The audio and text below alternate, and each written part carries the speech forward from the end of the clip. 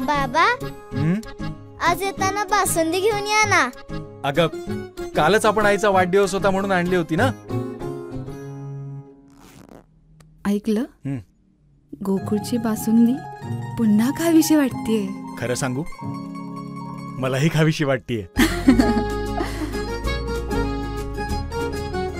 पुन्हा पुन्हा खावीशी वाटणारी गोकुळ बासुंदी.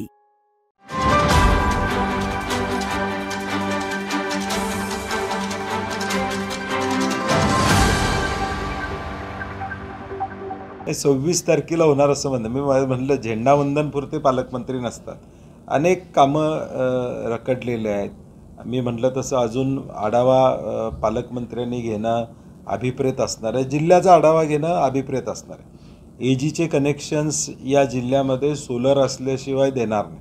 आता या जिल्ह्यातली कोल्हापूर जिल्ह्याची परिस्थिती बघितली तर 94% शेतकरी हा 2 एकराच्या आतला शेतकरी. आता 5 गुंठे जागा त्याला सोलरसाठी या ठिकाणी नदीकाठी मिळणं हे अत्यंत अडचणीचं काम आणि म्हणून हा विषय महत्त्वाचा आहे.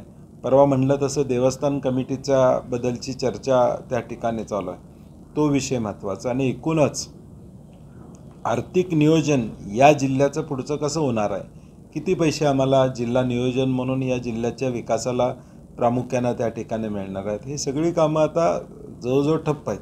नाही, मला वाटतं काळजी घेतली पाहिजे, कारण की प्रत्येक एखाद्या राज्यामध्ये एखादी आपत्ती किंवा एखादा व्हायरस किंवा अशा पद्धतीचं होतं त्यावेळी एकमेकाशी चर्चा होत असते. मला वाटते कदाचित राज्य शासनाच्या सचिव पातळीवरून त्यांच्याकडे चर्चा झाली असणार आहे आणि विशेष करून बाउंड्री वरची गावं किंबहुना या सगळ्या पार्श्वभूमीवर याचा प्रसार होऊ नये म्हणून योग्य ती खबरदारी राज्य सरकारनं घ्यावी अशी महाराष्ट्राची अपेक्षा असणार. मला वाटतं आता त्यांनी एकाने ही बाजू धरायची आणि एकाने ही बाजू धरायची असं चालू आहे. अनेकदा आपण मागच्या 2.5 वर्षात बघितलं, एखादा प्रसंग या राज्यामध्ये आला तर अर्ध मंत्रिमंडळ एका बाजूला असते आणि अर्ध मंत्रिमंडळ एका बाजूला असते. तसंच आत्ता चालू आहे का? म्हणजे या प्रकरणात सुद्धा चित भी मेरी पट भी मेरा, म्हणजे त्या बाजूला सुद्धा आमचेच लोक न्याय मागण्यासाठी आहेत आणि अन्याय काय होतोय ह्यासाठी देखील तेच लोक, म्हणजे एकाच गटाचे एकाच सत्तेत असणारे 2 लोक आहेत.